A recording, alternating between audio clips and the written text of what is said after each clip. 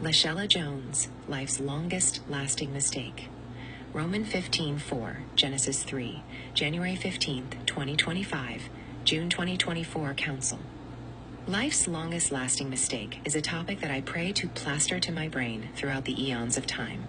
Bishop Clifton Jones pointed out one of my favorite passages of scripture coming from Romans chapter 15, verse 4. It reads that whatsoever was written aforetime, or in times past previously, was written for our learning. In this case, Bishop is referring to the fall of the first man, Adam.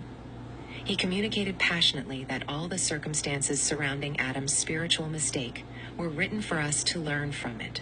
He said the things written were designed to better our condition and our thinking. I took notice of Adam's behavior after he ate. He was accustomed to meeting with God. Then God became the last one he wanted to see. We are no different if we start toying around with sin. We are sure to lose our appetite for God, he exclaimed. He went on to say, the flesh is our number one enemy. God help us to avoid the mistake of jeopardizing our relationship with you should be the prayer of every saint. It is very true, because we are so prone to making mistakes to become comfortable in the mistakes we make. We must avoid the mentality of ignoring our own mistakes when we deem someone else's mistakes to be bigger. One thing that is certain when we stand before God, he will not inquire about anybody else's shortcomings.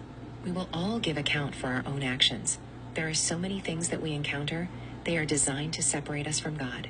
Bishop declared that you are a blessed person if your heart is tender enough to be bothered by evil when it approaches, not after it happened.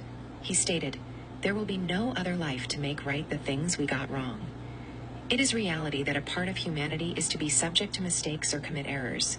We need to watch ourselves closer than we watch anybody else, Bishop profoundly stated. I pray not to be one of those Bishop mentioned, who can see everything wrong with others but can't see what's wrong with me. I cringe at the thought of Adam having a perfect home, a perfect body, and a perfect wife, yet he made a long-lasting mistake. Long and lasting meaning his mistakes passed on, and we are thereby affected presently. It brings to question how long we are going to ignore that our mistakes not only affect us, but others as well. I realize, as Bishop said, I am like Adam, at risk for mistakes. Therefore, I wholeheartedly ask for God's help. Bishop explained that it is customary for him to get more gas at a quarter of a tank. Wouldn't it be something if we kept an eye on our spiritual gauge like that? He asked. Lastly, certain behaviors are indicative of our spirits being full or empty. I can only speak for myself. I refuse to be stranded spiritually for all eternity.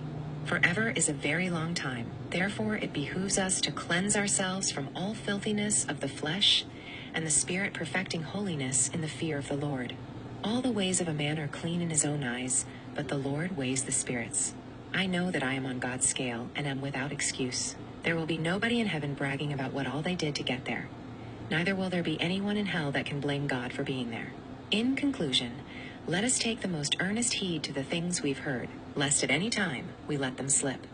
Lashella Jones.